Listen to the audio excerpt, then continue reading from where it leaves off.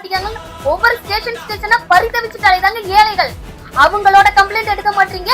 இந்த மாதிரி உங்களுக்கு அப்போ அரசியல் பின்புலம், அதுக்கப்புறம் நானும் பணக்கார ஆட்கள், அந்த மாதிரி பதவி அதெல்லாம் இருந்தாதான் நீங்க எடுப்பீங்களா கேஸ்? பாமர மக்களுக்காக நீங்க எடுக்க மாட்டீங்களா காவல்துறையினர்? அதுதான் என்னோட கேள்வி. சோ அந்த மாதிரி நிக்கிதா அந்த லேடி மேல வழக்கு பதிவு பண்ணணும். இந்த மாதிரி ஒரு பொய் புகார் கொடுத்ததன் அடிப்படையில விசாரணை கூட இன்னும் நடத்தாம இருக்காங்க.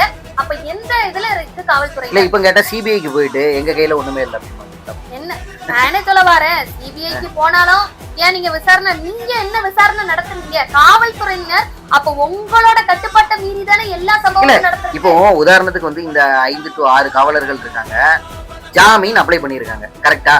இப்போ இதுல ஜாமீன் அப்ளை பண்ணிருக்காங்க. இதுக்கு இவங்களுக்கு வாதாடுற தரப்பு வழக்கறிஞர் பாத்தீங்கன்னா 100% அரசு தரப்பு வழக்கறிஞர் தான் இருப்பாங்கன்னு நினைக்கிறேன். கரெக்டுங்களா மேடம்? இவங்களுக்கு அரசு தரப்பு வழக்கறிஞர் தான்.